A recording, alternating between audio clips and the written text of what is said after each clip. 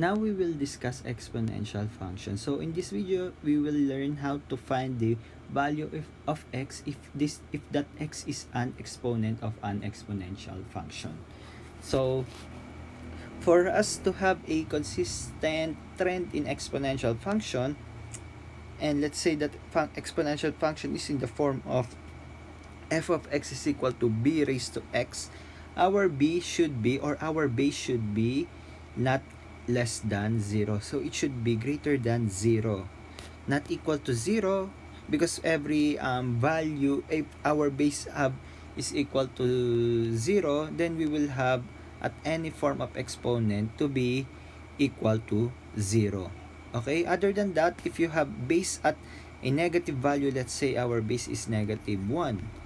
At point at exponents wherein x is 1, 2, or 3, as you can see, our function f of x or y will be negative 1, positive 1, negative 1. So there is an inconsistency on the trend. At first, it will be a negative. At second, will be positive. At third, it will be negative. So that is what we are trying to avoid.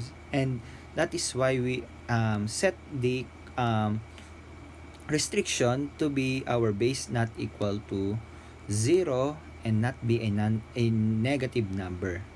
Other than that, our base should be not also equal to 1, because any exponents, if you raise 1 to any value of exponent, it will result to a value of 1 still. And x should be a real number. Okay? So in solving the solution of x, if x is an exponent of an exponential function, the rule is just create or just make the bases to be in equal values. For example, if you have 3 raised to x minus 1 is equal to 9, it would be best to change 9 to an exponential form wherein the base will be equal to 3, and that is 3 squared. Okay? Now, if you have equal bases, just get the exponent, then solve for x. So, x minus 1 is equal to 2, hence x is equal to 3. Okay? Let's have another example. 125 raised to x minus 2 is equal to 25x plus 4. So, it would be best to transform this in wherein our bases will be equal in values. And I think the 125 is equal to 5 raised to 3. And 25 is equal to 5 raised to 2. Hence, our base should be 5. So, this will be 125x minus raised to x minus 2 will be 5 raised to 3 multiplied by x minus 2 is equal to 5 raised to 2 x plus 4. Now we have equal bases. Now let us equate this one. 3x minus 2 is equal to 2 multiplied by x plus 4. So this will be 3x minus 6 is equal to 2x plus 8. So 3x minus 2 is equal to 6 plus 8. I'm sorry, this is 2x. So this will be x is equal to 14. So x is equal to 14.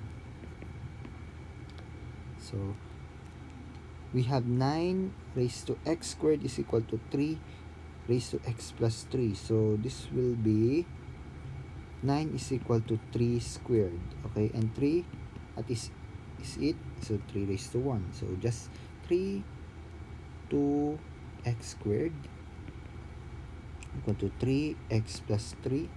So this will be 2x squared is equal to x plus 3. So this will be 2x squared minus x minus 3 is equal to 0. Now we have a quadratic equation. We can now solve for the value of x. So this will be 2x minus I think it will be 3 multiplied by x plus 1 is 0. I think it would be better if I check first. So this will be 2x squared. So using FOIL method, so plus 2x minus 3x minus 3 to 0. So this is 2x squared minus x minus 3 is equal to 0.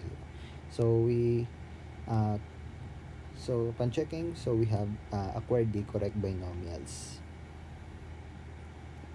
So solving for the value of x, so 2x, so 2x minus 3 is equal to 0. One value of x will be equal to 3 over 2. Another one is x plus 1 is equal to 0. So one value of x will be equal to negative 1. So we have two values of x's.